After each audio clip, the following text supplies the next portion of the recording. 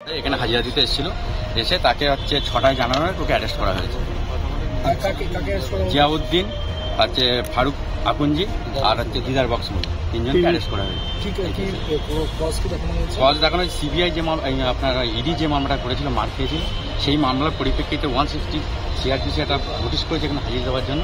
এখানে সে হাজিরা দিয়েছিল, দেওয়ার পরে যে প্রশ্নগুলো করেছে সেগুলো তো ভিতরে করেছিল, সেগুলো তো আমি যেতে পারিনি। তারপরে আমাকে বলে, আমি অ্যাজ এ লয়ার ওনার, আমাকে এসে বলে আপনার মক্কেলকে অ্যারেস্ট করা হয়েছে। জিয়াউদ্দিন মোল্লা 11টা 3 এসেছিল, 18টায় ওকে অ্যারেস্ট করা হয়েছে, দিয়ে আমার এই অ্যারেস্ট কাম মেমো দিয়ে। আচ্ছা, আপনার নাম? আমার এসকে সাবিক। আপনারা কি, উনি কি ওনার স্ত্রী? না না। আচ্ছা, উনি কি কিছু বলবেন? না।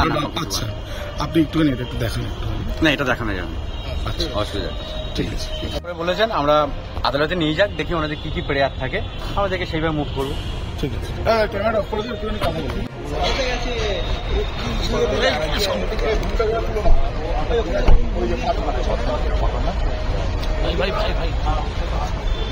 জিয়াউদ্দিন কি বলবেন? কি কারণে গ্রেফতার হলো? জলদি করো, জলদি করো।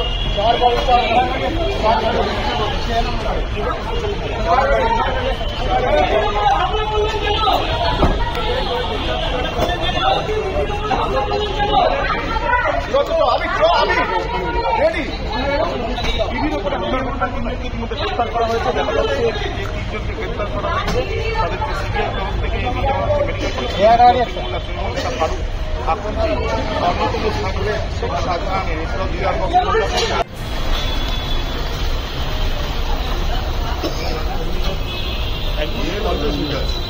অ্যারেস্ট হয়েছে, দিদার বক্স অ্যারেস্ট হয়েছে, কিছু বলবেন? আপনার ঘনিষ্ঠ জিয়াউদ্দিন অ্যারেস্ট হয়েছে, কিছু বলবেন? কিছু বলবেন? ভূমিকা ছিল এনাদের? এনাদের কি ভূমিকা ছিল?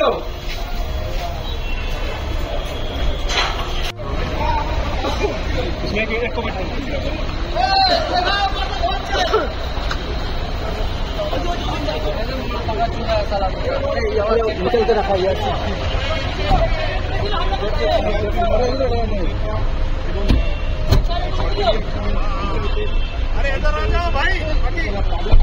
इधर